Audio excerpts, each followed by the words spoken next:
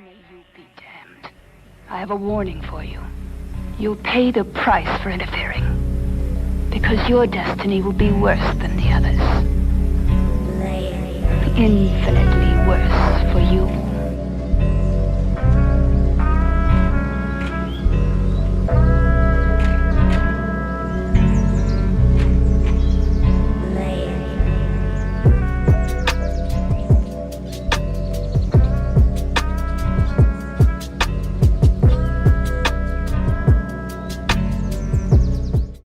Holla, holla. Back. There's another one. We got Another ALBYBEATZ one. in the building. We got ROB HEGAN in the building. ROB HEGAN. Love to y'all, man. Appreciate y'all for joining us. Yeah, man. Keeping anyone the word. For sure, man. So, as we're trying to do weekly, man, we said we'll set this platform up, the Manuscript. We're going at it again. This is our second week now, and definitely we have some stuff that we just gonna go over again. This is our platform where we're gonna talk about stuff, and anything related to manhood, male experiences, and mental health mostly. Just to kind of keep it brief, about where we're at and what we're gonna do with the platform. If we can, the show's gonna be from every Monday for about an hour and change. We start at 8, a little later. But we're definitely going to push it to move some things around and hopefully get the show going from about 7 to 9 on a Monday. So, yeah, for folks who want to join us on a Monday evening, we'll be here. We'll be having conversations with each other about stuff that we're seeing on the news, stuff that stood out to us, books we're reading as it pertains to, again, mental health, but specifically issues that come around, issues that come up for men. Look at some notes. So, Rob, how you feeling, man? I didn't ask you earlier, but we did talk briefly before we checked in and went live. But how you feeling right now? How you feeling today? Feeling good, bro. Thanks for asking, man. What's your mood I'm feeling coming full. in? Huh? What is that? I said, what's your mood coming into today? Oh man, blessed, bro.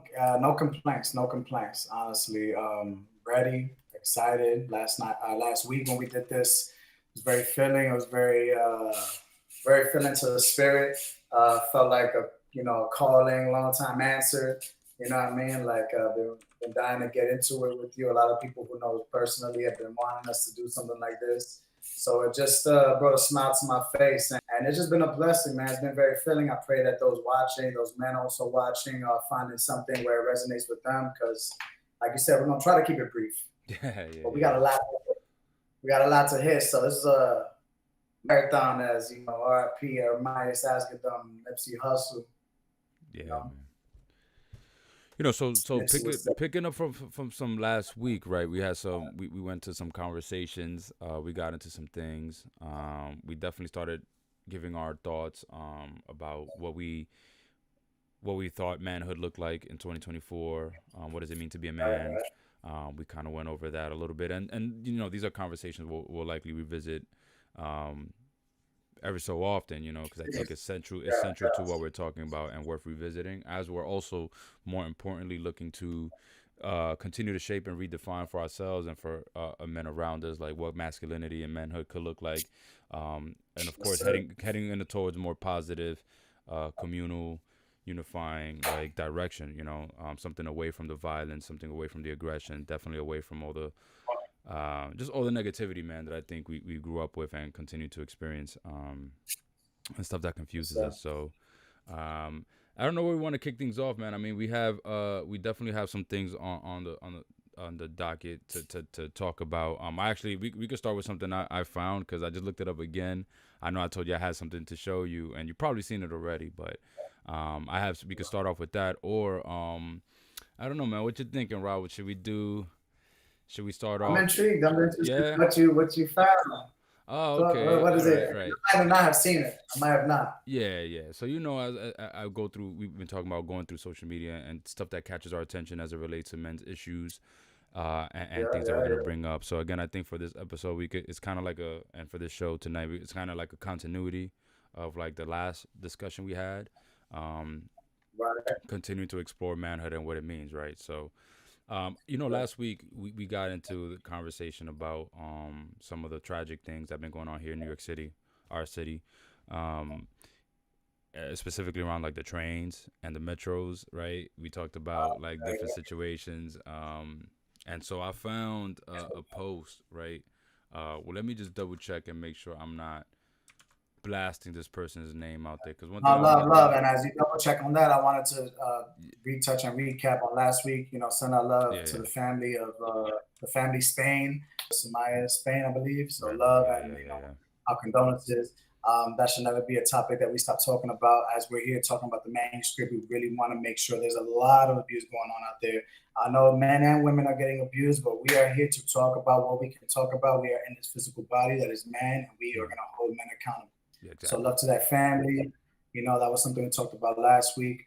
I don't know if you got your thing Yeah, yeah, no, it's ready to go. prepped. I just it's prepped now, but let me see Uh, if I could show you. So you can see it there. I'm sharing my screen, so you see it there on the I Google see it. I Meets. see it. Yeah, yeah. So you see the post.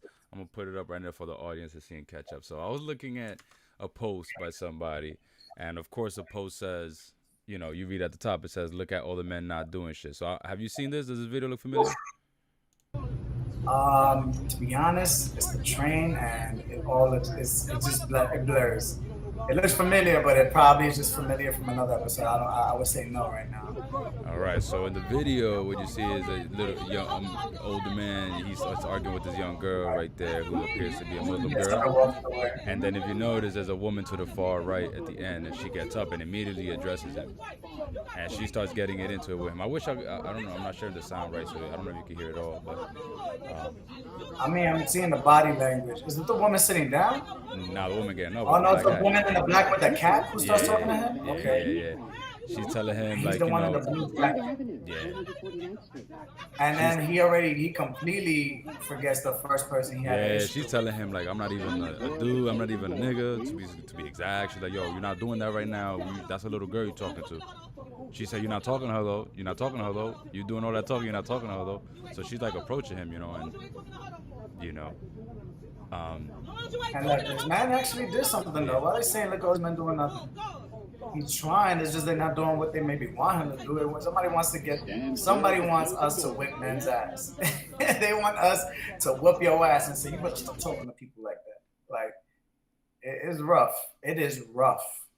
dude, I have you so see many that? times, bro, that nobody has been around me, bro. And I've been on the bus, a couple, not bus, train. One I remember specifically going at Fordham. I'm on the 9 going down Fordham, and it's that rush hour when kids are getting off, and this young couple's together, and it's like this: the guys here and the girls here, and some girl walks by, brushes the girl off. She complains, gets on this side, like this side. The guy looks at her, and then like he has a problem with that, and it just starts like a little bit of bickering starts happening, and she's literally like brushed off my shoulder, bro. When he goes and he tries to, she's right here.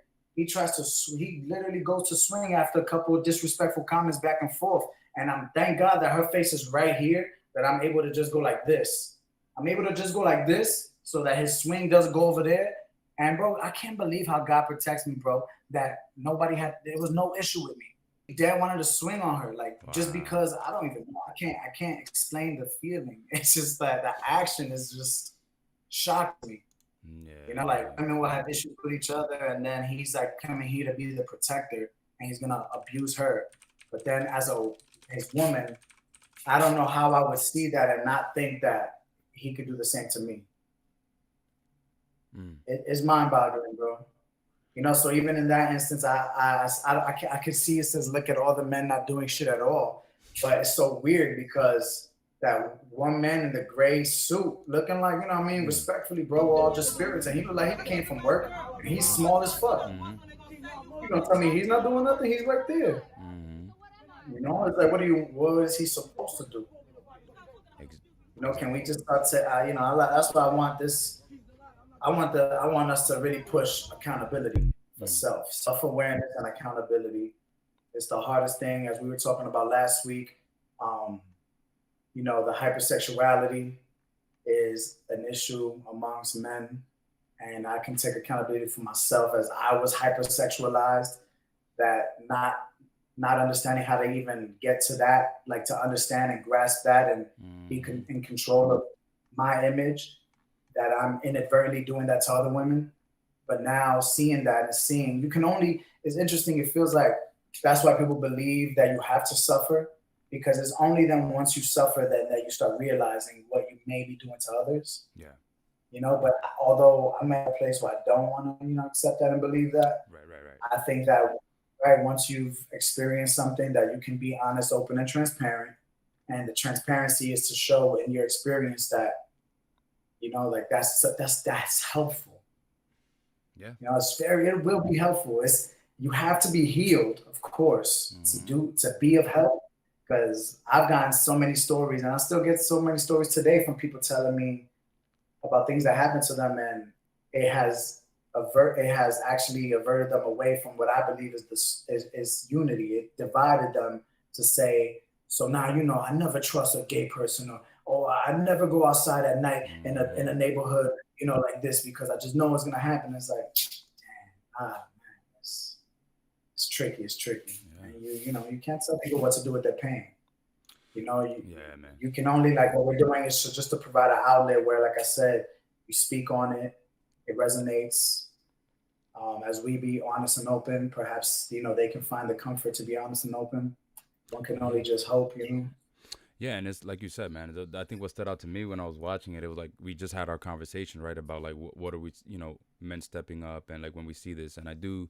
And, you know, thank you for sharing your experience. I mean, I remember you did share that with me years ago when it did happen, man. And I remember, you know, having discussions. You were disgusted with, like, no one else and being, like, the only one. Like, man, why no one else is doing nothing, right? She would have got decked right in front of me, dude. Like, and you didn't let, and I think that's just you as a person, right? But I think we ascribe it as, like, oh, you as a man did something. But it's like, nah, you as the person was like, this is not okay. You know, I think you would have done the same if dude was trying to swing at a little kid, a little boy, a younger man. You know what I mean? Just out of reflex to, like, nah, I don't want people around me fighting, period. Like, this violence is wrong. And I think to your point also, what stood out to me even in this example was, I guess, well, what is the expectation here? You know, and I think that's some of the ways that's where things get tricky, right? Like, the post was kind of implying that the men didn't get violent right away, that it was in fact a woman who approached the situation aggressively. Right. And was which instead of knocking us down, how I would love as a man to give her some support. How absolutely. I can acknowledge her, like, and that's just New York women, man. You know what I'm saying? Yeah. That's a New York woman. Like, God just showed us that it doesn't have to be man on man. It's like she showed up. Yeah. Exactly. You know, there's masculinity in us and femininity in us and all of us. And so it's like, and she I love that, bro. I love that. And she showed up that way. And also, to your point, like, there was a gentleman there. There was a gentleman who did tap him on the shoulder. Did he look nervous? Did he look like he was reluctant? Absolutely. But anybody in that case would be. I mean, I've been in the train plenty of times where I was faced with a situation as well, where it's like, do I intervene or not? I mean, I could say the times that I did see someone trying to abuse on a child, I had to intervene. Not to the level as you did, but I definitely had my either calling someone out, yo, that's, you know, calling someone away and taking attention away. I mean, I certainly have done that. I didn't want to. I can't. It's not like I could tell you, yeah, I'm proud. Like, you know, I was uncomfortable. See something going down on the train. You know, it also makes me uncomfortable. I just happened to do something about it. But it's not like it was easy. It's not like it was like it just came out of me. Or, you know, my first thought wasn't to be aggressive, right? And yeah, so it just made me think about this discussion, man, about like, man, so what is the message there, right? If someone sees, young man sees this post, right? And like, I didn't even want to spend time looking through the comments and like with you, but I already did some of that. And you know, it's a lot of back and forth, you know. So you see there are people posting like, yeah, men are weak, men are soft. Not my thing. I don't like doing that. But what did you see? If anything resonated? Well, one thing that stood out was just like a lot of the comments of like saying, see, men are scared of men too, or men know men are violent too. So that's why no other men reacted, because men know how men, and it's like, yeah, we do. We do, because you know, one thing that we can sit here and talk about is like, that there's ways in which women are harmed by men, but we are also harmed by men. I mean, if we were to really look at statistics, right, a lot of homicide victims are men, and there is men who's committing these crimes. So it's like, we know, because we're also at the brunt of that. We're also facing that violence as well amongst ourselves, which is a problem in and of itself. I think that's something, you know, we've talked about amongst ourselves, how like there's this aggression and competition and there's violence amongst us, and we take each other out all the time without even wanting to. So that's what stood out to me. It's like, man, you see, to your point, like, it just sucks that this is something that went viral. And like, you know, again, I didn't put the original poster on there because, again, I didn't want to give that person has a right to share their opinion. Okay, yeah, of course. And to just even bring the topic up. But I think it's important to still even talk about in other spaces and even look at examples like that, not to get bogged down, especially for young men, because my fear is like seeing young men read this and then feel inadequate, you know, feel played, feel dismissed, and then start to feel shame. Like, damn, as a man, you're right, there's other men that didn't do shit, or feel angry and resentful. Like, nah, it's not my fault. It's not. I don't know what she said. I don't know what went on. What if that little girl was violating? It's not my, you know. And it's like, yeah, it does get like that. I mean, listen, right? how many have you not heard? I've heard you work with. What is the age group again? Right now it's 17 to 18, but because they're seniors. But I've been working with them since they were. You were before that, right? Yeah. 14, so I'm specifically having my experience, and right now what's resonating with me, like literally the 13, 14-year-olds that I've seen. Make excuses. Like what you said is just an excuse of like that this person had to be doing that. But when we go by facts, what did you see happen? Yeah.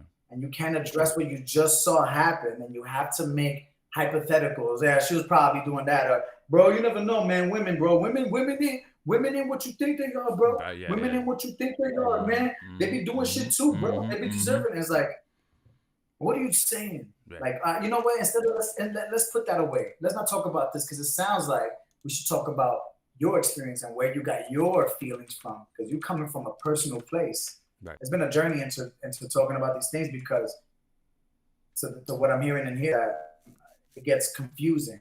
Yeah. Your personal experience and then the societal world experience, it gets all jumped up together and creates this ball of yarn.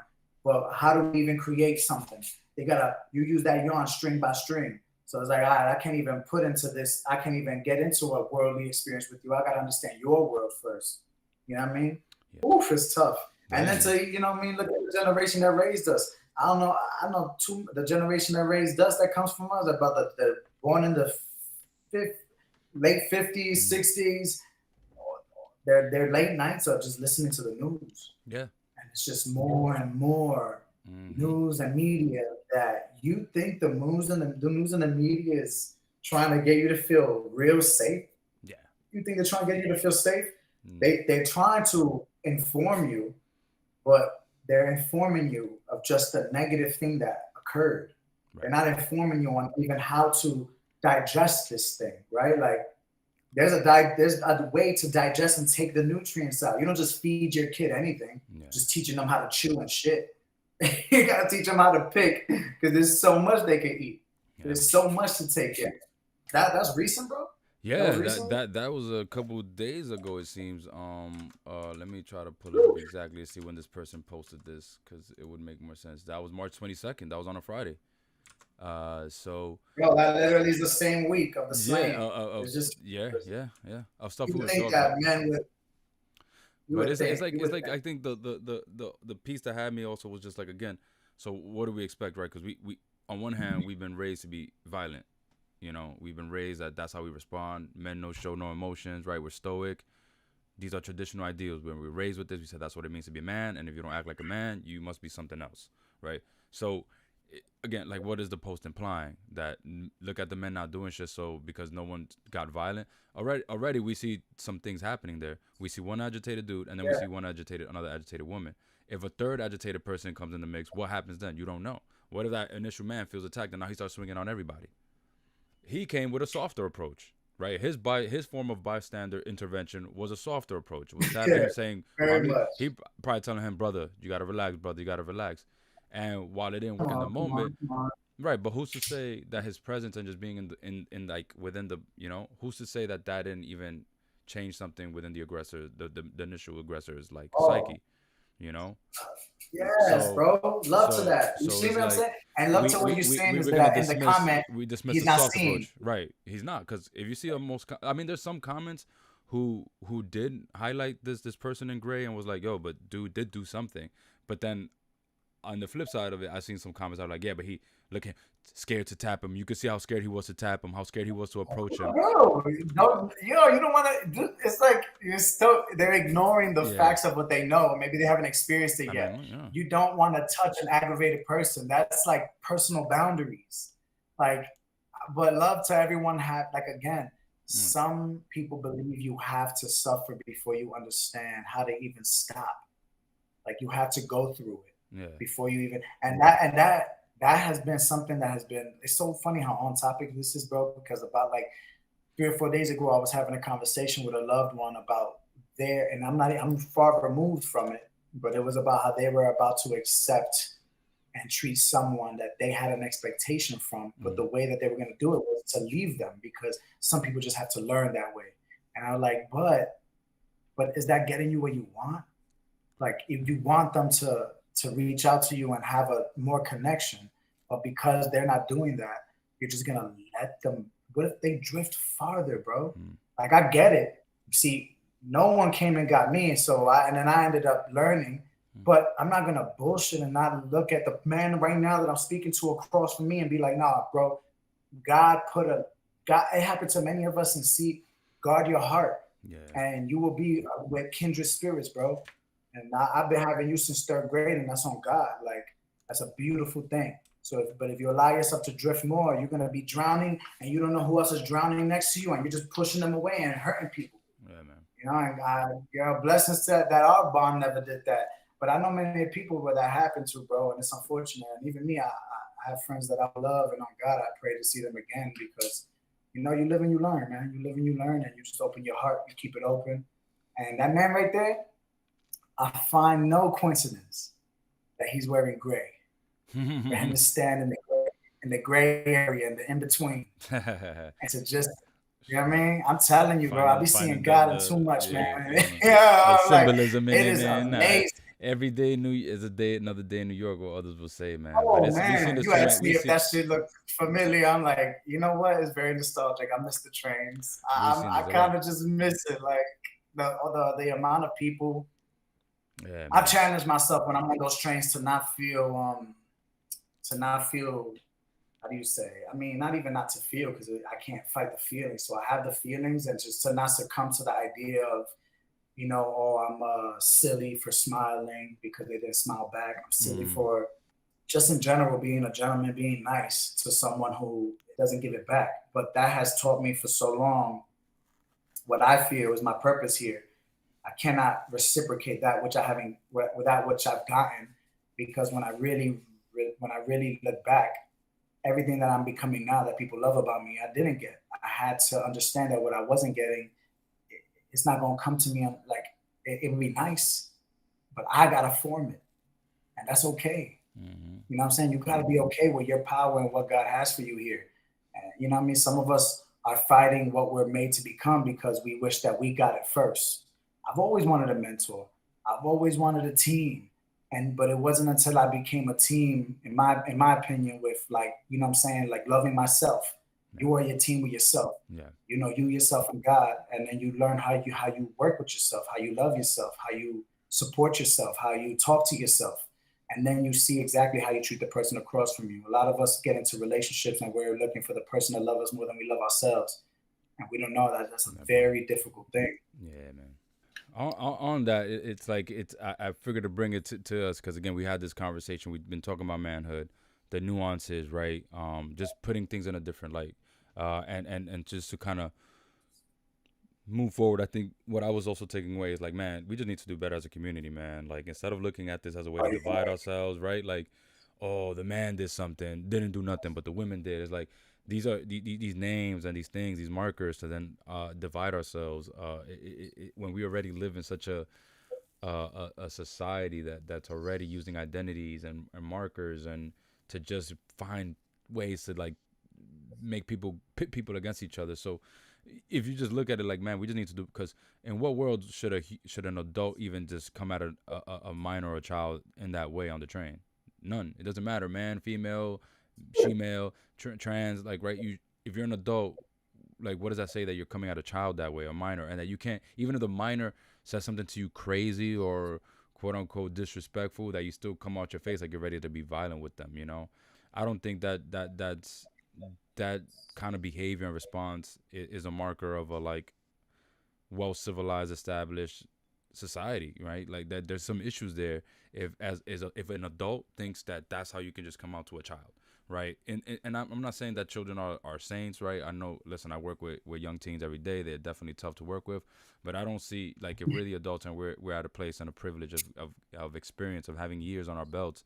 I think we could work on having a better response, especially one that's not violent and very quick to like shut them down. So I think that's what that situation spoke to me. And then I put on the other lens, right? When I could see it, how everybody's like, oh, look at the men not doing shit. So now I'm paying attention to what the men are doing. But really, to me, what stands out is like, man, we got a problem with this train system, man, in general, all of us. There's a part of me because of I do think because we have the privilege of our bodies, you know, as men, that we do tend to be a lot like larger and bigger in size. I do think even though I don't like that this post is kind of like knocking men. I on the side, men speaking to other men, I do think and I do wish we recognize how much men listen to us. I wouldn't recommend that we all of a sudden get violent when we see situations like this, but I do think and I would push for men to just intervene any way they can, man, whether through distraction, through getting in the way, standing in the way, because our bodies and one thing I will acknowledge is that our bodies and our presence does have an effect on other men, you know, because at the same time, it tends to be true that men, in a way, respond, and men, you know, not in a way, but we do tend to respond or listen to other men. And granted, I know that's because many of us grow up and are socialized to do that. You know, it's like from like wait till your dad gets home, right? To like, oh, that's the last thing. Like, you know, we used to hear wait till your dad gets home. It was like, fuck, you. That was like the marker for like, damn, that's a lot. You don't That want was that. you. That was your story, bro. That was like you, because that was me. No, for sure. It was old. And even if my dad wasn't going to be the Your one dad gets to do the home. disciplining, it's like, wait till I tell your dad. Or like, or just wait till your dad comes up with the final decision. So in many ways, you grow up to be like, okay, so listen to the man, you know, listen to a man. And so if you're not privileged enough to grow up around women and develop healthy relationships with women where you also learn to be guided by them, allow yourself to be guided by women, and listen to them, then you wouldn't have it, you know, it wouldn't click, you know. A woman could be standing in front of you telling you, yo, this is fucked up, like do something about it, and you'll be like, and then when a man comes like, yo, bro, we gotta all right, let's get, what's up, what we gotta do, what we doing. But it's like, yo, the woman just told you, let's do it, you know what I mean?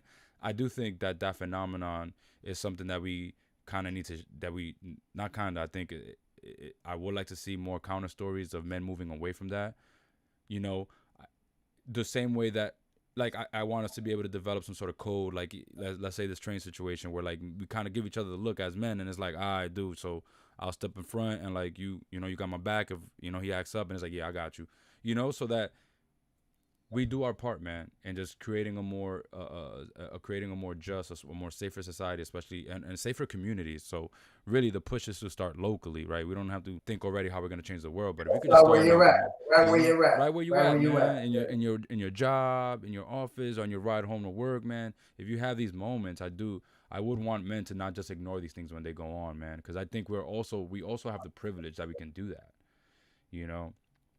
Especially us as New Yorkers, I think New Yorkers we got that reputation of like we can see the craziest stuff and we'll just like be unfazed by it, you know. Just mind our business, keep it moving. And so I do think there's a little bit of that as well that kind of comes into play, and so we're desensitized in that way. But my push definitely would be for men to kind of like break out of that shell, look for other men to also figure out ways that we can be bystanders, because again, I think it would make a big difference as well. You know, I don't want to turn this into knocking it again. It's not about like, oh, women protect us more. I mean, women have protected us and they will continue to protect us. And especially the black women in many of our communities who lifted up a lot of communities here in New York City and protected. But that's not taken away from that. I just want to see, I would like to personally just see that happening more often. And I do see stories of that. It's not that I don't. Again, I do believe like I do want to recap to what you said, because I hear what you're saying. Yeah. I want to think about those who may be in this situation and I want to like recap it and re-say it again so it can be very clear. One thing that I know you're saying, and I hear myself and what I'm saying, but I remember what you said was put your bodies in the way, right? But then also when I think about, right, fear comes into play and a lot of people don't want to get hurt, then it really is, then use your voice. Right? That's what happens then, right? You fall into fear and it's fight or flight and it's freeze, right? And it's either whatever, what is it they say? Something and freeze or freeze and something like. Oh, fight, flight, or freeze, yeah. Right? So, and then you find yourself freezing, then really understand it's no different than when you always get into fear and you could just get it out that you're scared or get it out like, yo, guys, we shouldn't do this. Like, you just use your voice, you know, then love to the journey that it might not go like what for me was I put my body in the way, bro. I put my body in the way. I didn't say any more than that because that's just not what happened. Like literally, I just stopped the punch and it became still about them. The guy looked at me like he was shocked, but I didn't have anything to say. You know what I mean? I just wanted to protect her. It was not about him for me. It was about her, and she was good, and then they left, and that was just it. You know what I mean? So it's like, what I'm trying to say also is like, it might not go well, right? But at least you tried. Yeah, it's the same thing with everything in your life. You know what I mean? It might not go well, but at least you tried. Like, give yourself that kind of, you want to talk about purpose and talk about being a man, like, give yourself that kind of a love and value that you're there for a reason, not to just be inactive and just say, oh, it's not my problem. Yeah, because when it is your problem and you are getting abused, if you even may be getting abused, you might want somebody to come and help you. That's a fact. And you don't want somebody to do something, right? You want them to intervene with their body to come and get you, with their body physically come and get you, or use their words to get the person to stop or get you to stop. Come on, like, you know what I mean? That's right. Let's understand what it is, that when it is like, say, like, do unto others as you would like others to be done, you know, to do to you. For sure, man, for sure. Yeah, I agree. So that's tough, bro, because I would say follow your spirit, because you're not the only one out here. Well, one of the biggest things is follow your spirit because you're not the only one. So love to that man who went at it, and there was a bunch of men there. Some of the men sometimes intervene and they have like a good intention, but I've also heard like good intentions are the pave the way to hell, something like that. Like it always weird to me to hear that. Yeah. But then I understood that it's if you only have good intentions, right? You have to be aware. It's only the good intention. That person has good intention, but they're not aware that their intention and where that comes from is stemming from a personal place. You know, so if you're not aware of yourself and how you also affected and what the outcome is, when you see the outcome is not really unity, is not coming like that man actually got, I pray that was the end of the video. And they just got off the train. Yeah, you know I mean, it seems like it. It seems like that's the direction things headed. But all right, so moving to something. No. This is something that is in relation to what I also then wanted to get into next, which is there was an older a study released in 2019 of January. So you can see here, right? Am I showing it? Am I presenting? Oh no, I'm not presenting. Yeah, APA issues first ever guidelines for practice with men and boys. Yes. January. Was that January 2019? Yeah, that's January 2019. So this is actually something that, you know, being in mental health circles, this is something that was pretty big to read. I remember when it came out, this is something that was shared amongst my colleagues. You know, at the time of 2019, I was working with fathers.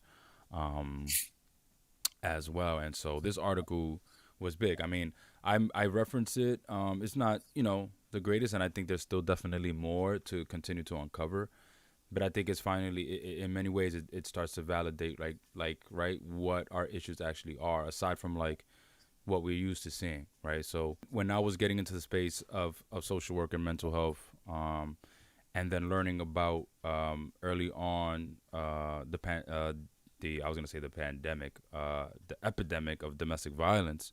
A lot of my training and learning was like, you know, in many ways it was like women good, male bad, men bad, you know, because men percentage wise were perpetrated a lot of the violence. But I mean, look at this information right here. If we just take a look, right? right here we see that, you know, men commit 90% of homicides in the United States and represent 77% of homicide victims. They're the demographic group most at risk of being victimized by violent crime. You know, men are also 3.5 times more likely than women to die by suicide, and their life expectancy is 4.9 years shorter than women's. Also, boys are far more likely to be diagnosed with ADHD than girls, and we face harsher punishments in school, right? So there's definitely, you know, but on the flip side, even in the first paragraph, which I skipped over, I do want to say it does highlight how men in general, though, still dominate a lot of spaces, right? In here, it talks about, in this highlighted piece right here, simply bringing up what percentages of male run like top companies, top positions in Congress, and etc. Right? So some can say I like, also well, see particularly white males. that part, right? That's the part, right? So we're not even getting into that. And actually, before we end this, I want to share. I'm gonna share a book with you that I definitely been meaning to pick up and get into. But yeah, so this guidelines, I wanted to present this to you, right? Because it's something that as social workers and stuff that social workers are, I would hope, a lot of them, especially who work with men and boys, have looked at. But basically, this guidelines, it's a pretty long read. It addresses different problems. It comes in a nice little issue which breaks down different, looking at different areas that men and boys are dealing with, drawing on, right, surveys, research, looking at the psychological aspect of things as well. And so what really stood out for me, it's just as a piece here, right, that the research found, because it's relating to our topic, right? Last week we kind of talked about open up, you know, what it means to be a man, and like, right, kind of go through what that means, and then what happens when you're not a man, right? So if you're not considered a man in anybody's eyes, right, oftentimes you either gay or you're fag, you're this, and then anything that's feminine or feminized is looked at as bad if you're a man, like, or I mean bad in general, because anything feminine, You're just singled out, right, basically. and anything feminine is bad. Anything feminine in a woman you don't take serious. Anything feminine in a man you rebuke. But here's the kicker of this study that I think is something that we've probably already figured, but it was good and I think validating to kind of see put in actual research, right? And it says the main thrust of this subsequent research is that traditional masculinity, marked by stoicism, competitiveness, dominance, and aggression, is on the whole harmful. Men socialized in this way are less likely to engage in healthy behaviors. For example, a 2011 study led by Christian Springer, PhD of Rutgers University, found that men with the strongest beliefs about masculinity were only half as likely as men with more moderate masculine beliefs to get preventative health care. Wow. So in other words, you wouldn't even get preventative health care. Wow. So in other words, the manly man, right, who's like, I'm the alpha male, I'm the right, they are less likely to get help and seek help on their health. So they're not going to the doctors to get checked. They're not getting colonoscopies. Yeah. They're not checking their blood pressure. They get sick. They're not checking. They're not going to the doctor to find out what it is. They get injured. They're probably not going to the doctor to get that broken thumb fixed. They're probably just going to tape it back together and figure it out. And they were only half as likely. This was in 2019, right, before the pandemic. Well, this is the study came out. This particular study that highlights this was from 2011, actually, but the overall guideline itself was done in 2019. But then, so that means that the real manly man is less likely to get help than the guy who just is somewhere in the moderate, right? So I do believe I like manly shit, but I may wear pink. I'm not too strict. I'll wear pink. I'm not, I still believe I'm a man, and I'll still probably believe I need to be a provider, and I need to get money, and I need to have a car. But I'll wear pink. I'm not that crazy. I'll watch a rom-com. I'll watch. And I like how you're saying it, just like you're doing somebody a favor. That's what men be doing. I watch a rom-com.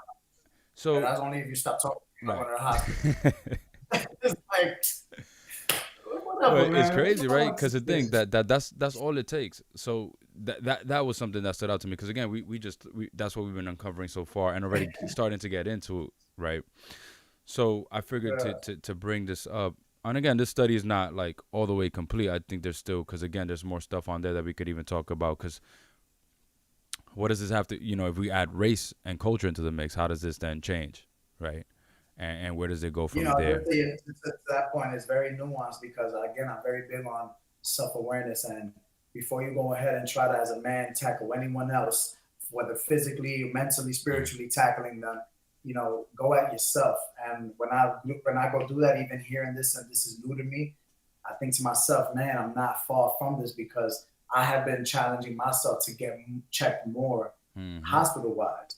And then I'm Mm. a man who already challenges many man boxes and many constraints and boundaries. But look at how nuanced it is as I still fall to that pattern.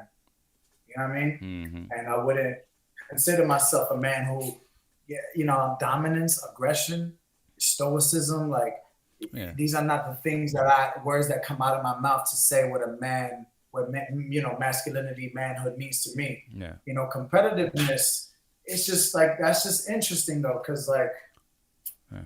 this is about masculinity. You know what I Yeah. mean? Masculinity will be competitiveness, but when I believe that women have masculine and feminine traits, men have masculine and feminine traits, then what are we really boxing ourselves into? Like, we're literally dividing what is innate in us. Women are competitive.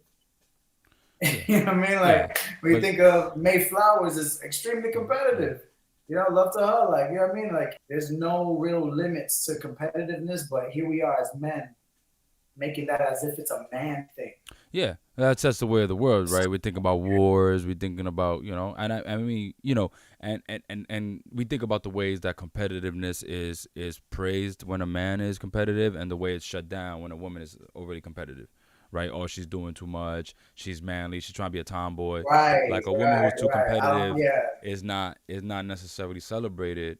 No, As I have one seen men get turned off by a competitive they'll be woman. with Oh, somebody for absolutely. years, Yeah. and because she is like really stuck in the way of like for example of like her job, like no, her job means a lot to her. She's gonna do this and work and do this to get to this goal. It becomes unattractive to them. Mm-hmm. It's like, are you kidding me? Are Right. you serious? Well, because that's right. That's supposed to be us. That's the way we were socialized to be. That's only supposed to be attributes that men are supposed to carry, not women. So again, we grow up with these, and then again we see it. Like, we talk in the music, we talk in the we talk in music, we talk in books, we're talking social media posts now. So it's we're starting to paint a picture here of how like these things really kind of like are embedded in us since we were little. I know for me it continues to be an area of growth. I know I was highly competitive myself, especially when it came to like in areas that I felt like I was good at. So, sports, I wanted to be the best. I was, even though I was humble and I wasn't a shit talker, but I know I reveled in the fact that like, oh, I'm nice at something. I didn't like taking losses, I didn't, especially like when I was younger in video games, you couldn't tell, I did not want to lose, and I would take it hard. And I think that goes into like this idea that I'm supposed to dominate. I'm supposed to be aggressive. And so the idea of taking a loss, that it feel good. And so thankfully, these are ideas that I've moved far away from. Like, I definitely don't mind losing. I still battle with it sometimes. There's still moments that I catch myself when I'm engaging in like a game or something, or any type of competition. There's something that involves competition. I still find myself a little bit being like, nah, I want to win, and like and then I kind of catch myself like, yo, I'm doing too much right now. Like, it's not that serious. It's a game. Like, it's not that serious, or Awareness, man. And trying to catch myself, dude, because like you see it, right? Like, we see it here, how clearly growing up with these beliefs and believing that we have to be in these ways is not good for our mental health. I mean, again, the study just continues on, man. Like there's even more stuff here that again speaks to, I think, what we already know, or some ideas that we already had, but it's validating to see it in actual research. Right here in 2007, right, you see that James here from Boston College found that the more men conform to masculine norms, the more likely they were to consider getting into normal risky behaviors such as heavy drinking, using tobacco, avoiding vegetables, etc. Right? And then again, even to continue, right, this masculine reluctance right? This masculine reluctance towards self-care extends to psychological help, right? Another research found that men who bought into traditional notions of masculinity were more negative about seeking mental health than those who were with more flexible gender attitudes, and that's as recent as from a study in 2015. And again, this, if you and I talk about, I'm pretty sure there's like, oh, I can see that, because I'm sure we remember the men in our lives who would shut down, like, oh, you're going to see a therapist? What, are you crazy? Like, oh, you got problems? What, do you got problems? And like, there's the downplaying of, like, if you were a man who say you're sad, the downplaying of these things. Now you got a man up, you just got to suck it up. Right? We've seen these things. So to see it in research and be like, oh, so that it goes hand in hand. These attitudes and this stuff, that this reaction to men crying, to men being vulnerable, has a direct impact on our psychological and mental health in a negative way.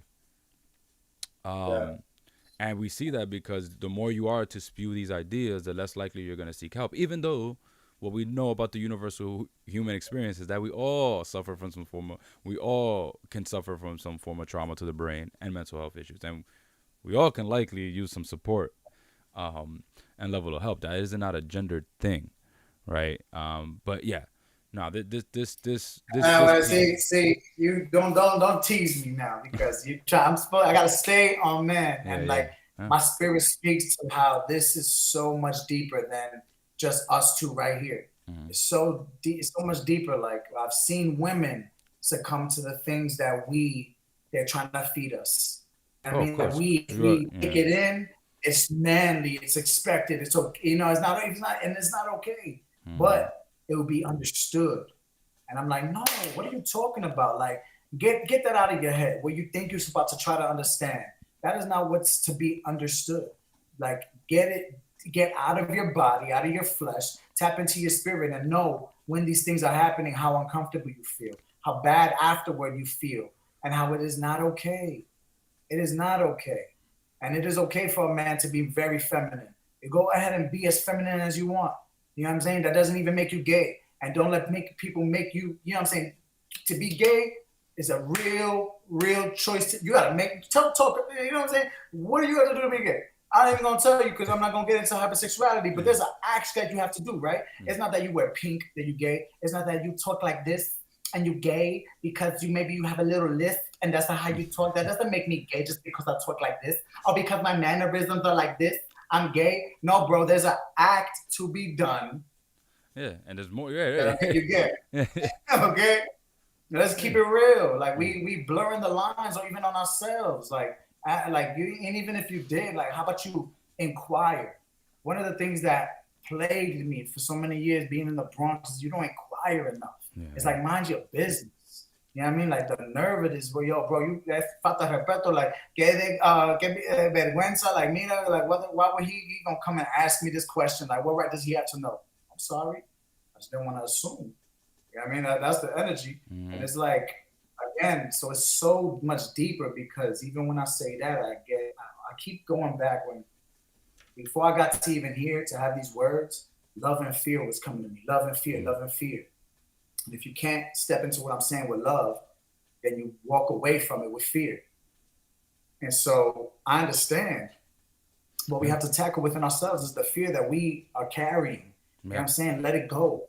Yep. There's nothing to fear. Yep. You know what I'm saying? Like, but if you are in fear, be open about it, be honest, and do not act. Because I don't think you should act on fear. You know what I mean? Like, it's not for you to go and act on fear and move to someone else. Yeah. You know what I mean? Act on, tackle the fear within yourself and know that it'll be okay. For sure. And have outlets, man. Like, love to you, you know what I'm saying? Like that. You are very big outlets for me. Yeah, man. Having outlets is important. Man. But that's the thing. Do we really have outlets like that? You know what I'm saying? I think that's always that I mean, and we're gonna obviously, I think, revisit this, but to throw it out there, like, what are, or not even do we, but what do those outlets actually, I guess, look like? You know what I mean? Is it in friendship? Okay.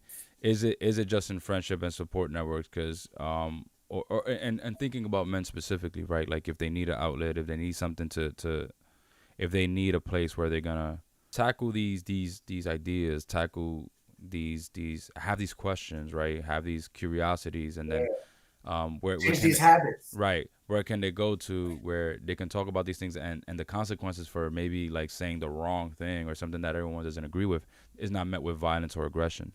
And violence Right. doesn't mean you're getting physically beat up, but like someone could just speak to you in a very violent manner, right, in a violent tone. So it's not very often, because I think the as we know, and what I'm still seeing right now, I guess, in the younger generation of young men, is that many of them are still dealing with that strict line, right? That strict line between you're like, when you're acting like this, stoic, competitive, you're being a man, you're good. Oh, whoa, you talk with a lisp. What was that about? Hey, yo, why do Man. you put why your hand moving like that? Like, what is that you're doing? Like, what is it?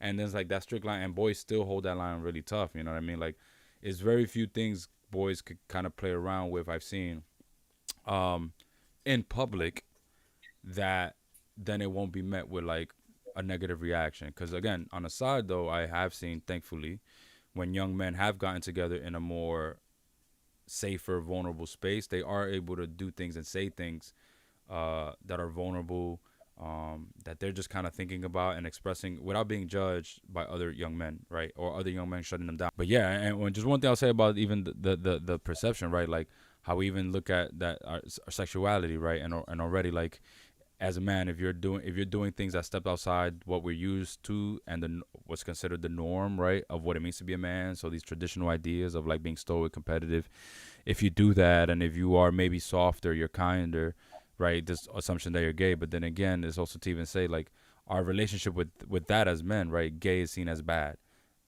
and gay is like this, like you're bad, you're less than, and it's like that. None of that is true. You could be gay and still be a man, and you are, right, gay and still a respected man. Yeah, Gay and a man is still yeah. deserving of the same sort of It's, respect, and still, if you have the right ideas, we're gonna go with your ideas. If the things you say are and you're bringing forth to our communities are of value, that is just as important. However, I do think that's still a huge hurdle to climb for young men and men in general, because I still think there's this we are we don't have a really safe and healthy relationship to with other gay men, gay brothers. okay. There's not.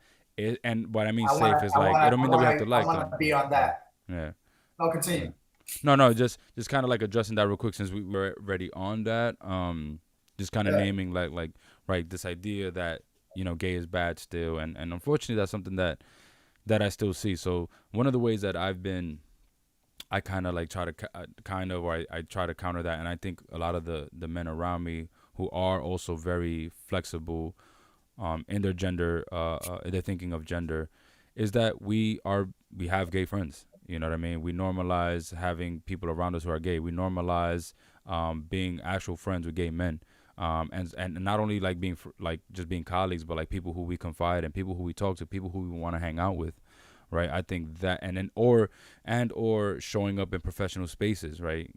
Creating something great together, creating business together.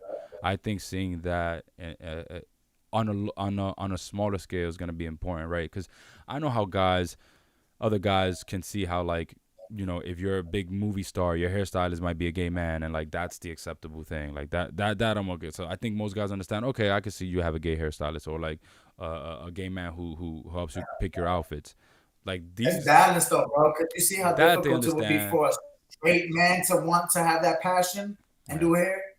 Because I think about I identify as heterosexual, yeah, and how many a times I feel that God has put me in places to be. That's why balance has been the word for me. mm, I've been wanting to bring balance to this conversation right now, because as we were saying a little bit, I don't want to get lost into it. Just tap in real quick. The word was safe. yeah. The word was safety. You know what I mean? That's important, Like man. we're here to protect, but if you can protect and make sure that people feel safe, that is still protection. And you need protection, because love to you that you have all this aggression, all these feelings, because you don't feel safe. Where I had an experience where I lost my safety, I lost my faith in that, and I had to leave that and Mm, understand that what was trying to get me was trying to turn me away from the beauty that was already me. It is not my fault for who I am that happened to me. You know what I'm saying? Like when you feel unsafe, that is not the truth. That would be the enemy that doesn't want unity to make that the truth. But the conversation needs to be where those people are held accountable. And you know what I mean? Like, and we see in the news, I'm not gonna say names because I don't know those people, but we see where celebrities are being accused of being homosexual, and how they are being accused is because they take people and put them in unsafe environments, uncomfortable circumstances where choices have to be made. A lot of it is coming to play now, and that is working against the clock for us. We get stuck. You know what I'm saying? We're stuck in that, where safety is the word, bro. And so love to you, men out there, gay or homosexual or heterosexual, that just don't feel safe. Because I pray that you can find balance in wherever it is, and never lose, like I say, guard your heart. Don't lose that childlike innocence that you have. You know what I'm saying? Understand that God gives awareness, and don't be naive, and learn how to put boundaries down, for sure, because not everybody is to accept, is for you to accept in your honest, open, transparent life. You know what I mean? Because some people are out there hurting people indirectly, whether they know it or not. It's not for them to keep doing it. So love to y'all, man. And I pray that y'all, just like I am doing, just like I know my brother is doing, trying to work against that which wants you to succumb to what brings divide. Yep. You know what I mean? Safety is the word, bro. Safety is the word.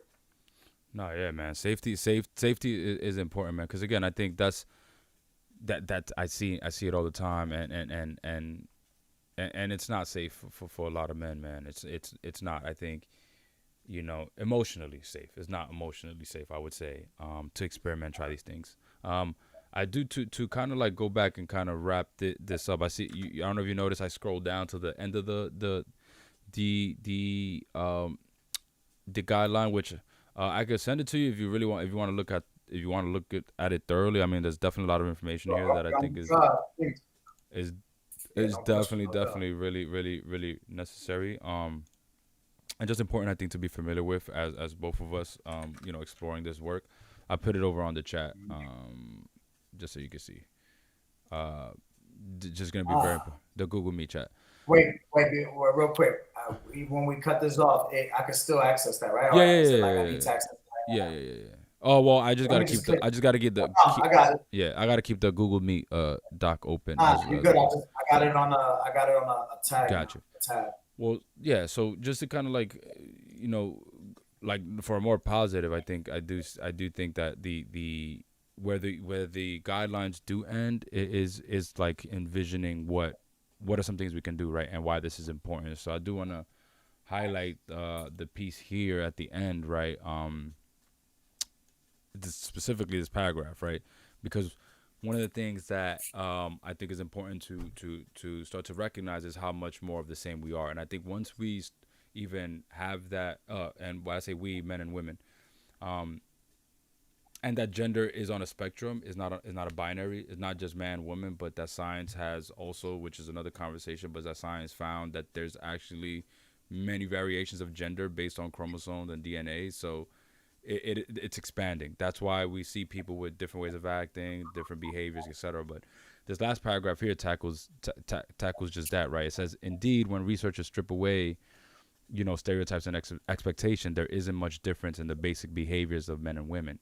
Time diary studies, for example, find that men enjoy caring for their children as much as women do, and the differences in emotional displays between boys and girls are small, according to a 2013 meta-analysis, and not always in a stereotypical direction. Adolescent boys, for example, actually displayed fewer externalizing emotions such as anger than did adolescent girls. But what do we know about boys, right? They're always angry. They're always, and men are, and we're taught that the only acceptable emotion is anger, and that's okay. You could be angry and upset, but when you're crying, man up, suck it up, right? But when you're angry, that's just him. He got to let it out, right? But look at that. A study found that actually adolescent girls are more likely to show things like anger and express that than boys will. Right, but our thinking is that it's the boys, man. It's innate in us. It's innately in us. You're gonna come out that way, and there's study upon study that just continues to debunk these rigid norms that we have, right? And so, yeah, man, that's one of the pieces here that stood out to me towards the end, because again, not only this part, but there's a lot more in which this guideline kind of gets into the bigger one. I'm sure this specific article on it through the APA is about it like summarizes the entire, because like the guidelines is like a couple pages long. It's like a PDF. It should be somewhere in here, but Hold on, wait, before you go, scroll back up because oh, I it's right think here actually. Look, see my right here. spirit. This is where it's at. See, this is the big one. So you see it here? See how big it is? So it's a bunch of pages, bro. So it's actually a big ass study. It's not no little shit. You know, it's a really big study with sources. You know, Is that and it breaks it for down a these little purposes? further. I want to read that last part so that it doesn't get lost. Where you was This one right here. said, I'm scrolling back. Where you at? Getting that message out to men That they're adaptable. Emotional and capable of engaging fully outside of rigid norms. Because when I was starting to remind myself of what the man box consists of and research many just different websites and what they're, because respectfully, I just believe that we're all getting information and we should all take it in and just, see what speaks to us. The rigid masculine gender roles is what came to me, right? Do we cook? Do we clean? Can we even sew? Do we like to take care of children? Are we bringing the money? Those are some things that I had written down. I was like, word, okay. And right there is like, you are emotionally and capable of engaging fully outside of this. Yeah. Amazing. Supporting men and breaking free of masculine rules that don't help them. The effects could spread beyond just mental health for men. If we can change men, we can change the world. It's a beautiful thing. Sometimes, listen, but in duality, bro, I do have to say it's a hard thing. So love to everybody. And I'm thank, people for watching and tuning in because you can't do it alone. Right. And I don't want it to feel alone. And also as men, I already foresee, because I've seen it already, like, so it could keep on coming and it'd be the same shit. Because to me, the enemy is cyclical. It's just going to have the same shit to say, nothing new and nothing different. And a lot of the time, what I'm referencing is how we men say, yeah, but what about women? What about women? But what about women? That's my back to you. What about them? Are you a woman? No, bro. So why don't you focus on yourself and what God gave you? You got that body, so talk about that body to all the other male bodies. You know what I mean? Like, that's what you got. Yeah. You know what I mean? What about women? Well, how about you stop abusing them and give them and also support them so they can have outlets, so they can support themselves. Exactly, yeah. What about women? It's like, you know what I mean? And but again. And that's usually a deflection, man. That's usually a deflection. So hopefully, and I want to give love to them because exactly. I'm going to push them away with this intensity. To love them is to say, listen, I hear you. We all have to do work. I hear you. We all have to do the work. It's not just if we change men, we change the world. Like, if we change the world. Yeah. I mean, let's not talk about the world as if the people inhabiting it are not the reason why it is what it is. You know what I mean? They want to look at the world like it's, oh, there's supposed to be hell. It's like, no, bro. Like, you know what I mean? Like, there's a beautiful thing to be seen out here. Yeah. You just got to see it. Yeah, we got to see it. You got to see it. Yeah. Yeah, for sure. And I think that like everything you said is great, man, because we got to have that push. We got to have that push and recognize and call out the deflection. I mean, again, that's why we're here, man, trying to create a space. Hopefully, we get to a place as we continue to call more men in. This could be the space where you could ask those questions. What about women? We're going to dialogue. And I know there are men that are having a hard time. We're going to call out, but we're going to call in. We're going to call out and call in, right? Because these conversations are necessary. Again, I know we sat there. We've had moments where we had to, really check in and call out. Like you said, call out and call in. And check our contradictions, I don't think you mind me sharing. Check our It didn't go far. But I remember when you were talking about when you were dealing with, you were, how do you call it? I'm just going to say you were guiding, like you were dealing with men. It was a men's group. Yeah, the fathers. Yeah, the fathers. One time we were having our own discussion and it was personal and you remember, right? I had gotten up aggressively because I was upset and your body jerked and you had to ask me, was I going to attack? Like, was I going to assault you? Like, what was that, bro? Are you okay? You didn't feel safe. And it was so interesting about how much of a beautiful growing moment that was because I feel like we both had to check ourselves because of course I was never going to do that. I have never done that. So it shows that you have been in an unsafe environment and are starting to expect that from any man. But also for me, it was also to check in and care for you, not to have my ego and my pride hurt and then push me away from you to say, how could he ever? You know what I mean? Like, no, he is. And how can I help to let him know, bro, I would never. You know what I'm saying? Love. You know what I'm saying? Because that's how even tricky it is. Well, the enemy is cunning and it will get into you and make your ego and pride be that you only care about yourself. But lay your guard down, bro. You know what I mean? Yeah. So love to everybody watching. Me and Alberry come a long way. Third grade, you heard? Third grade. So it's a beautiful journey, man. Yeah, and also a blessing because not a lot of people get to do that. Get to do this as well, man. Right. That's why sharing is important. For sure. Yeah. So let's see. We're about an hour in, man. It's about 9 right now. I know we said we would do about an hour so far. So of time on, we're about an hour and 15. But is there anything? Because I know I brought forward some things for you. Is there anything that you wanted to look at? I guess that's the last thing we do. I'm good to go for more time if you are. But yeah. Well, again, that's why I'm asking. Like, if you have a. Well, yes. Yeah. In short, yes. Yeah. But I mean, it doesn't have to be too long because I do know we have to wake up early. We got things to do. For sure. So on a lighter note, I had been still reeling off of our conversation last week, and it was just so fulfilling, bro. It was so nice, and it's jam packed, and it's like what the world is constantly going through. So over sexualization is what I'm talking about. And God is good, bro, because I was just showering, listening to music as I do, and I like to put like a mix and whatever the vibe I'm in, and it was rock mix today, right? I don't know if it was soft rock, but it doesn't matter. But it was a rock mix. As it keeps going down, this song comes up, and it's Californication by the Red Hot Chili Peppers.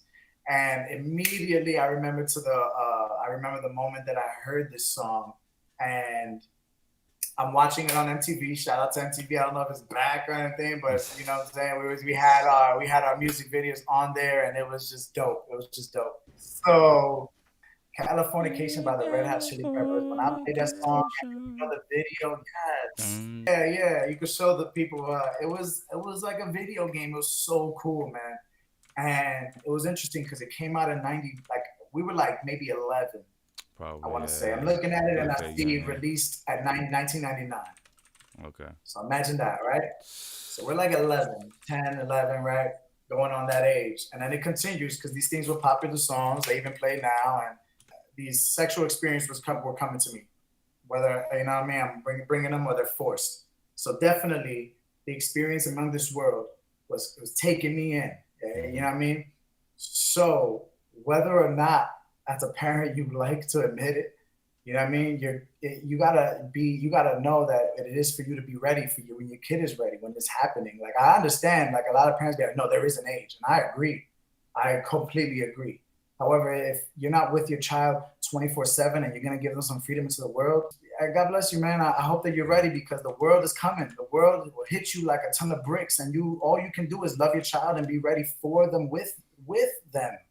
You know, not even for them, but with them. So this song comes into play, and my mother was like, "Don't you ever play that in the house again." And I was like, "What? What are you talking about?" And you know, I didn't know what fornication meant. Yeah. You know what I mean? I heard California. Look at this video, bro. Look at this video. It's just so cool, you know. And it's like, I'm just, what am I supposed to? How am I gonna turn this down? This is so cool. Yeah. And yeah, dude, it was revolutionary. And I just wanted to touch upon the hypersexuality even in that because it's so beautiful as I get back to it and read those lyrics. Mm-hmm. Those lyrics, bro. The edge of the world, it's the edge of the world in all of Western civilization. The sun may rise in the east, at least it's settled in a final location. Yep. It's understood that Hollywood sells Californication, right? And it's beautiful because it has a bigger meaning to me when it says it's settled in a final location, as if like, you know, for me, that shows me how everything happened, like in the beginning as it is in the end. Right, and it may come up anywhere it is, but there's a final location for where we're trying to get to, right? And the Red Hot Chili Peppers, if you don't know, they're from California. Yeah. And so I believe that they're very challenging. And these lyrics, bro, were so dope that for me, I believe now that God is not always with you. And in those giving me these outlets to sing these songs before I even knew it, these songs with deeper meanings, man.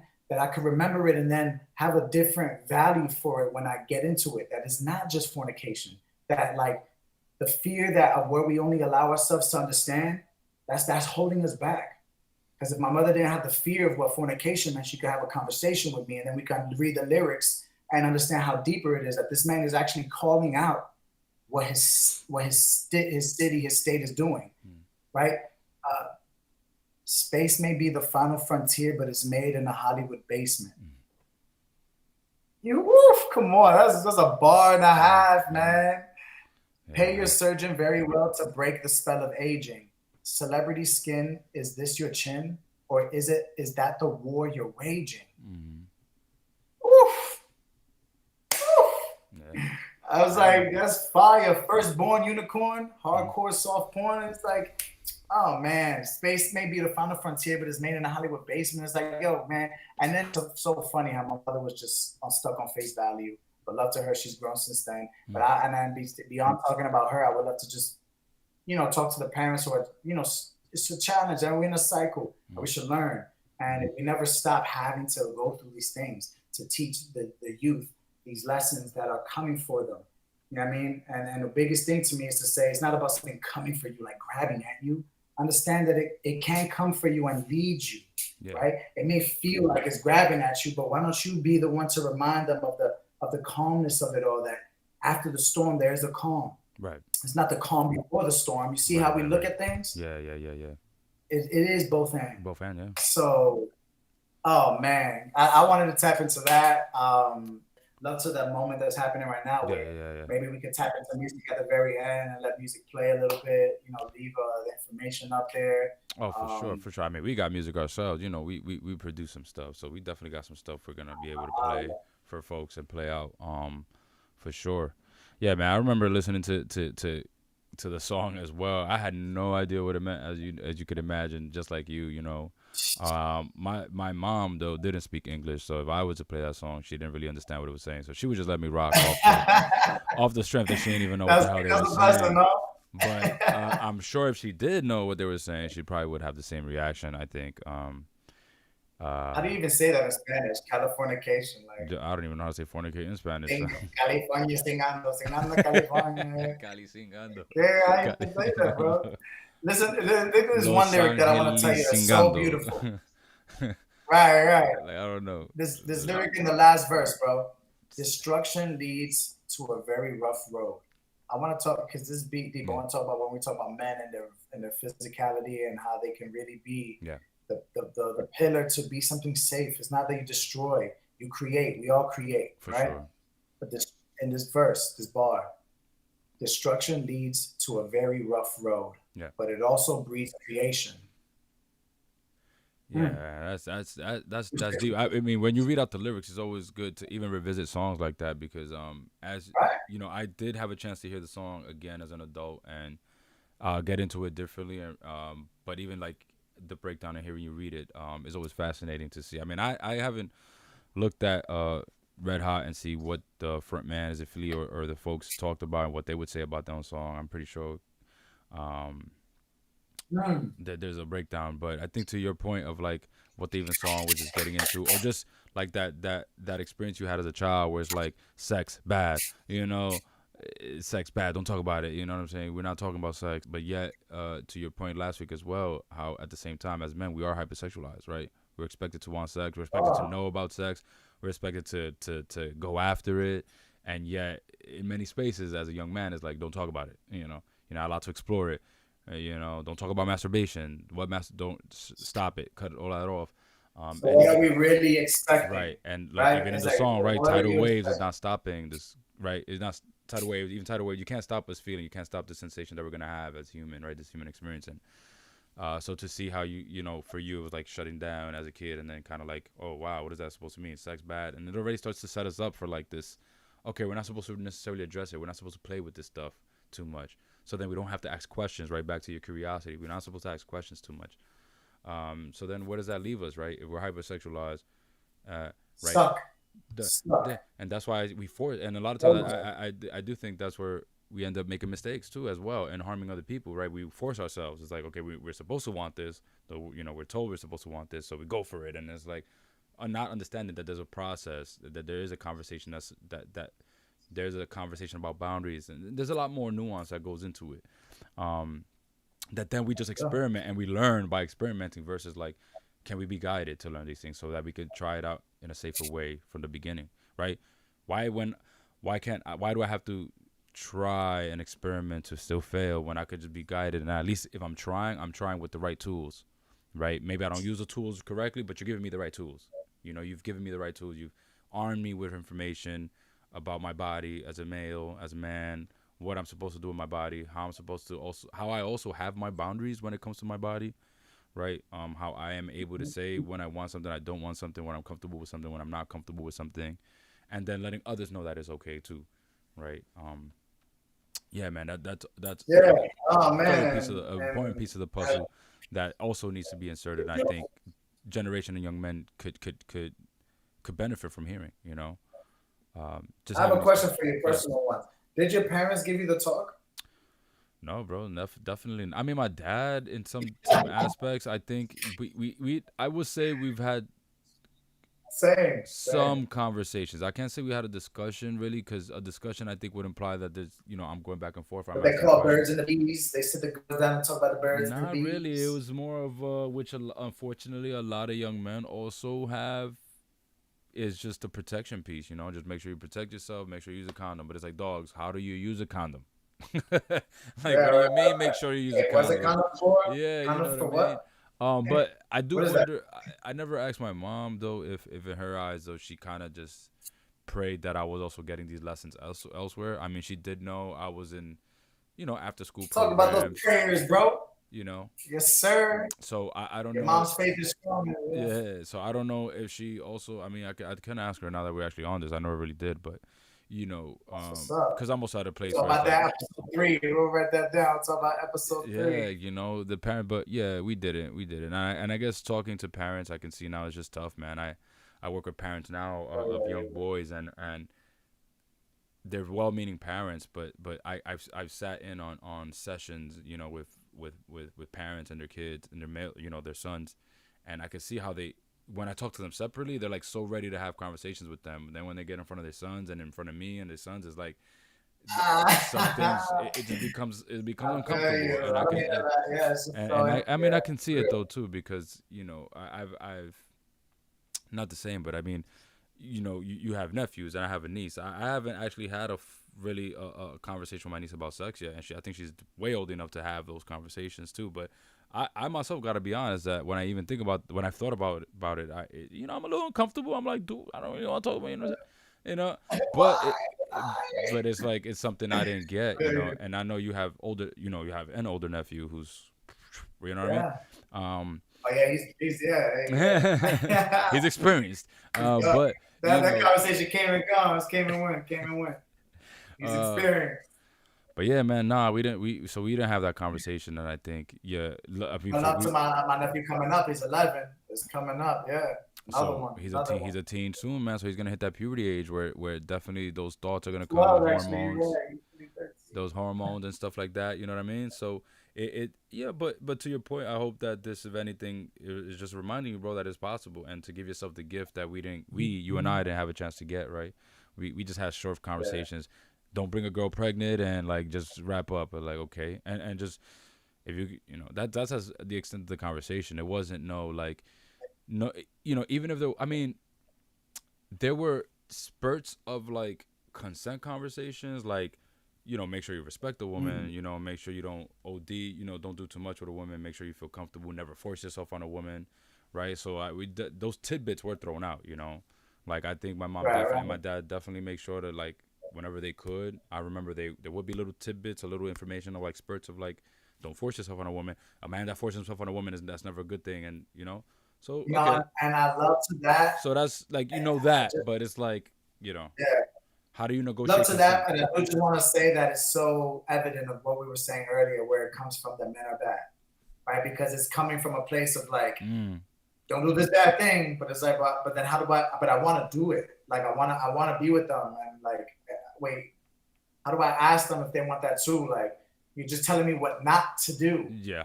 You know what I mean? But then it's kind of, I could feel the fear. I could feel the preventativeness. And it's going to just prevent me from the whole experience. Like, just even talking. Like, you know, so, woof, nuanced. Nuanced is the word. I mean, so maybe that's definitely on the docket. You know, I'm actually gonna go ahead, and I was keeping like a running, like I think I shared with you. I had a running list of like topics as well that I think for us to like keep in mind of, and that should be one of them. Maybe perhaps like I'm just gonna call it conversations with my sons about sex. Birds and the bees. Birds and the bees. Yeah, because well, for me, bro, like I got the same thing you were saying. I was already active. Yeah. And it's not until you're already active that they want to, and that's the really disheartening thing about it all for me. I wanna, when I talk about guard your heart, it's not guard your heart like you can't stop this thing called life. You know what I mean? You just gotta understand how to give back to it. Right? Life is already happening. How do you give life? You know what I'm saying? And we're so fearful and so uninformed about how to do that. You know what I mean? So it's like, once it's here in front of you, God gave you awareness, in my opinion, and now what you give life to is you're partly when made in the image of God. So now God bless you. You have free will. Do with it as you must. But then we run away from that choice, and then we only wait for it to already happen to someone to then come in. But that is just equivalent as much as to the annoyance of when people be like, when you tell somebody the information, they're like, oh yeah, I knew that, but we felt like he ain't no shit until I mentioned it. You know, we just be getting mad when people look like they bandwagoning. You know, love to RBI, he's always, yo, you bandwagon. Like his spirit can't stand a bandwagon since a child. You know what I mean? So it's that kind of familiarity for me where it's like, yo, judge yourself, man. Like, think about that. You want to come in and be the parent when it's already done. It's apparent that they don't need you. It's apparent that they already were in this. Now is not the time to act like a parent to then give them the preventative talk. You could have been there already. Think about it. And what I think about is like, what happened to your story? You know, when did you get approached by sex? You know what I mean? Because now if it wasn't until 18, then okay, I hear you. But if you were approached at 8, 7, 11, then why are you trying to prevent to this child what happened to you? You're not talking to them. You're just actually quietly in a corner. And then when they get their experience and then they're quietly in the corner by your side, hey son, come here. So just make sure that when you go back outside and then you like, you know, we're women, don't force them because, you know, I'm over here because I made the mistake, you know, and I'm just ashamed about it. And, you know, that's pretty much what's happening. You know what I mean? So step into the light, man. Step into the light. You know what I'm saying? Love to this conversation. This shit is deep. It's still from the last one, man. Hypersexuality, duality, and everything. There's good and there's bad in the good, and there's bad and there's good in the bad. Right. You know what I mean? So when I try to talk about things, understand that my spirit is about balance, and I try to take out what I can to see what can build, not destroy. Exactly. That's when I want to talk about masculinity. Let's just stop being so destructive. Masculinity for so many years has been destructive. Femininity is creating, but we are creators. Femininity is birthing, and here we are taking on the aspect of destruction. But masculinity is protecting. Yeah. It's protection, protect. That sense to protect, absolutely. Yeah, man. And we need to get back to that and stick to and keep the things that work for us, because I think one of the things a conversation I used to have in circles and when I did workshops is reminding that, like, you know, everything that describes what it means to be a man is not all bad. So to have conversations about what it means to be a man, to talk about the concept of the man box, which I wrote down. We actually might want to revisit, you know, like talk in detail. Competitiveness. Right. I don't hate competitiveness. Right. Like, right. There's nothing wrong with that. I think there's aspects of the man box that are great to keep, you know, but I think is definitely past due time in which we begin to move away from the stuff that definitely holds us back. Specifically this idea of, like, we have to be aggressive, we have to be aggressors, we have to be destroyers, and we have to be in control, right? It's okay to relinquish control from time to time. And yeah, so I think there's certain things that don't serve us well, especially again if we're trying to move towards a more just, equitable, and safe world. You know. Yeah, man. Deep stuff, man. Round of applause to that. Round of applause to that, LB, man. Round of applause to that, man. man.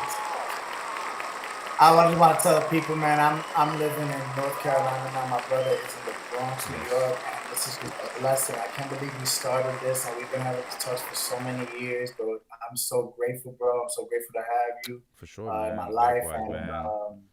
Likewise nah, to I you, could man. feel it. I could feel it. I just needed to speak on it because even, you know what I'm saying? It's just a beautiful thing that I'm just highly grateful. I'm, grateful to everyone tuning in, and I just can't wait to just continue to build You this feel and me? allow the platform itself. Like every episode is just a foundation. Yeah, yeah, yeah. You know what I mean? Just to And keep getting better building. at it, get better with the graphics. Look, we already didn't have any hiccups this week, as far as the Yeah, video and man. stuff. Love, So we're good with that. That was awesome. So, cheers to like love. improvement, right?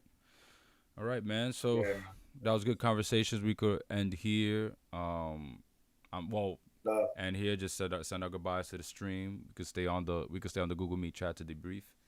But Yeah, love to y'all, definitely man. love to everyone tuning in to watch this video. Remember to like, subscribe to the channel, Amen. comment if you will, turn the bell notification on if you want to as well, to just keep track of when we're going to be on. Remembering that we're going to be on Mondays from here through whenever, man. Who knows, we might end up having to expand and do extra days, but for now you can catch us on Mondays in the evening. Tune in and tap in, y'all. I'm Rob Hegan. I'm ALBYBEATZ. Peace, y'all.